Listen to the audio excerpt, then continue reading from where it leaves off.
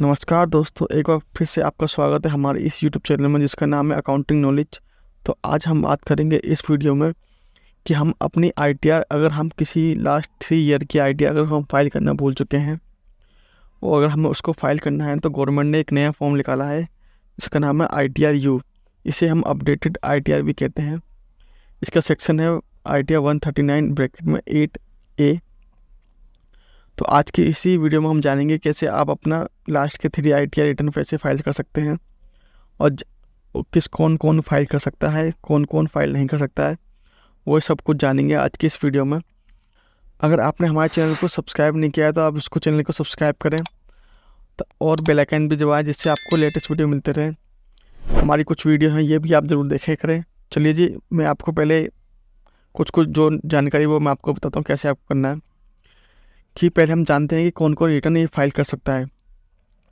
अगर आपने पहले से ओरिजिनल रिटर्न इनकम टैक्स की फाइल कर चुके हैं, ठीक है, बिलेटेड रिटर्न और रिवाइज रिटर्न के केस में अगर आप रिटर्न फाइल कर चुके हैं तो उस केस में भी आप इसको अपडेट ITR रिटर्न फाइल कर सकते हैं जिससे कोई करेक्शन कर रखी हो। Any update return can be filed in the following cases में। इन केसेस में आप ये रिटर्न फाइल कर सकते हैं। Did not file the return, miss return filling deadline and the belated return, ठीक है।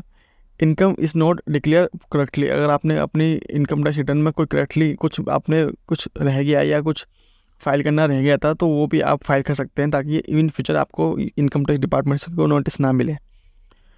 Choose wrong head of income, यार आपने गलती से कोई गलत हेड में आपने इनकम डाल दी है। आपने अदर सोर्स की इनकम, मान लीजिए आपने अदर सोर्स की इनकम किसी अदर हेड्स में दिखा दी, PGB में दिखा दी है, तो वो भी आप इस केस से आप ठीक कर सकते हैं। चूज रॉन्ग हेड इनकम होगी, ठीक है। Paid tax of wrong rate, यदि आपने कोई टैक्स अपना गलत टैक्स से कैपिटल गेन वगैरह कुछ आपने निकाला था और वो गलत टैक्स से आप जमा हो गया तो इस केस में भी आप इस रिटर्न को फाइल कर सकते हैं। अब क्वेश्चन ये उठता है कि कौन इस रिटर्न को फाइल नहीं कर सकता। तो इन केसेस में इंसान ये अपडेट रिटर्न फाइल नहीं कर सकता। Number 1, update return can not be filed इस ऑलरेडी अगर आपने पहले से रिटर्न फाइल कर चुके हैं तो आप ये रिटर्न फाइल नहीं कर सकते। नंबर 1, आप इसको नील रिटर्न फाइल नहीं कर सकते। सपोज करिए आपकी इनकम 2.5 लाख से नीचे है और आपका कोई टैक्स नहीं बनता है तो आप इस रिटर्न को फाइल नहीं कर सकते क्योंकि इसमें मैंडेटरी है, आपको टैक्स पे करना ही पड़ेगा।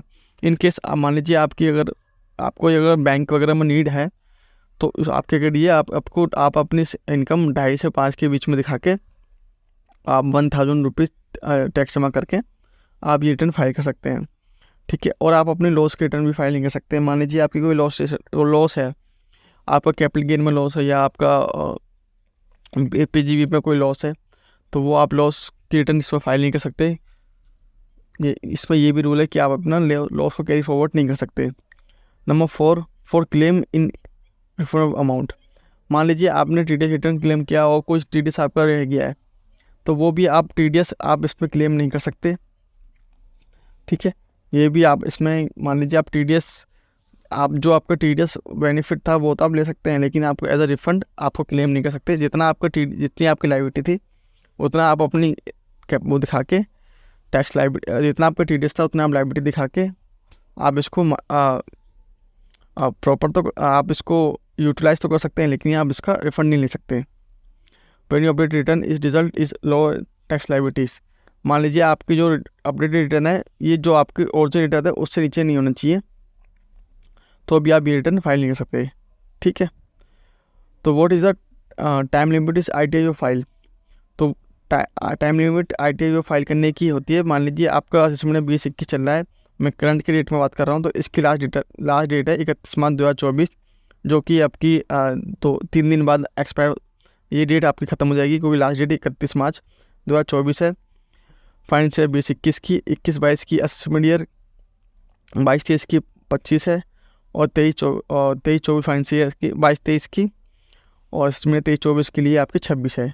तो ये आपको डेट को ध्यान रखना है, उसी डेट के हिसाब से आप रिटर्न फाइल कर सकते हैं। अब ये आता है should be your addition tax pay, मान लीजिए आप कुछ जब रिटर्न फाइल करेंगे तो कुछ आपको एक्स्ट्रा पे भी करना पड़ेगा। जी हाँ, आपको इन केस में आपको यदि आप 12th month from the end of the relevant assessment year करते हैं तो आपको 25% addition tax plus interest plus late fees देनी पड़ेगी। मान लीजिए आपकी टैक्स लायबिलिटी 1000 निकलती है तो 1000 पे आपको 25% आपको देना पड़ेगा। मान लीजिए 250 रुपये आपको एडिशन टैक्स देना पड़ेगा। अगर आपको एडिशन निकलती है लायबिलिटी तो उस पर आपको 250 रुपये आपको एक्स्ट्रा पे करने पड़ेंगे, ठीक है। जो आपकी 5000 की पेनल्टी होगी, जो आपकी 1000 की पेनल्टी है वो तो है ही आपकी लेट फीस और इंटरेस्ट प्लस ये आपको 25 को एडिशनल टैक्स गवर्नमेंट ने ऐड किया है, जो कि बहुत यूज अमाउंट है। और अगर आप 24 month before of relieved estimate year है तो आपको 50% एडिशनल टैक्स देना पड़ेगा। मान लीजिए 1000 रुपये का मैंने आपको बताया था एग्जाम्पल, तो आपको 500 रुपये एडिशनल टैक्स देना पड़ेगा। तो ये थी आपकी छोटी सी इन्फॉर्मेशन, मैंने आपको इसमें एक्सेल शीट बता दी है, वर्ड फॉर्म में बता दिया। अब मैं आपको एक्सेल शीट में बताता हूँ कि आपको कैसे प्रॉपर करनी होती है।